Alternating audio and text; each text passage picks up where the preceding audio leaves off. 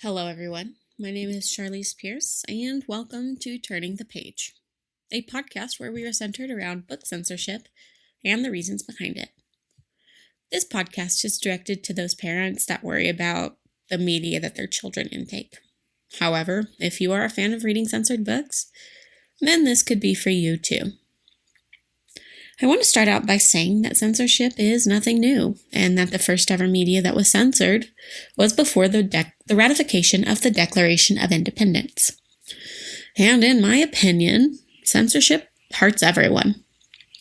With that, let's begin. This first episode talks about how censorship is a way for parents and elected officials to ensure that their children are getting the education that they think is best. But when those censorships turn into banning books that help children understand the world, that's when it's harmful. In a study done by First Book, censorship impacts 71% of educators, and they state that this impacts their expertise as educators. Another 40% note that book bans contribute to a sense of erasing history. Like in laws created in Florida, such as the Don't Say Gay bill and the Stop Woke Act. These specific acts in Florida were blocked under grounds of First Amendment censorship. That is what censorship is, isn't it? Not allowing someone to exercise their rights as citizens to speak however they wish. That is what I think some parents aren't understanding. That making sure your child doesn't learn about the Civil Rights Act or how the Red Scare impacted the 50s and into the 80s with the AIDS epidemic does not indoctrinate your child into things that you do not approve of. It helps them to know the history of everyone in the U.S., not just those that you want them to learn about.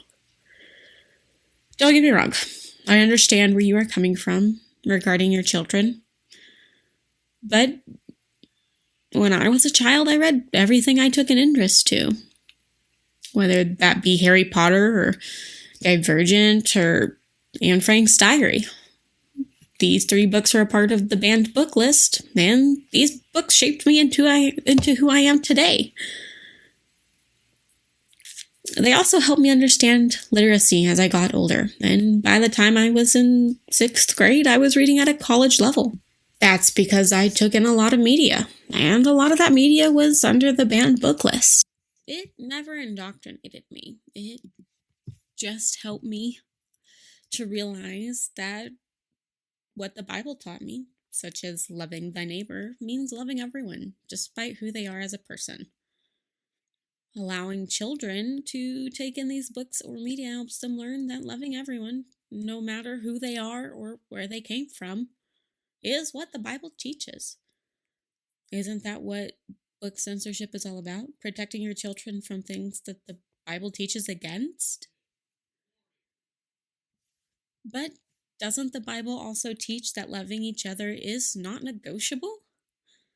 That everyone is God's children, and no matter who they are and where they came from, they are from God and they deserve love all the same? Books surrounding LGBTQ plus topics or topics on race or gender helped me to understand that not everyone is treated the way the Bible tells us to treat one another.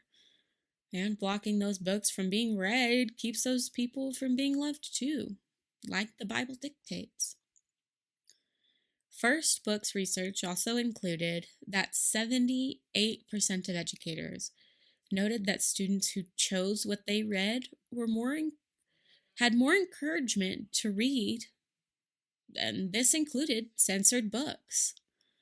72% noted that when books are censored, reading engagement decreased, which is what this podcast is about, showing parents that when books are unable to be accessed, reading goes down, and that when we increase the access to books, reading and critical thinking increase.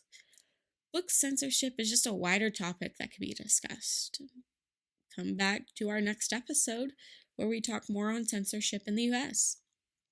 And remember, reading is what connects everyone, not just a some. Thanks.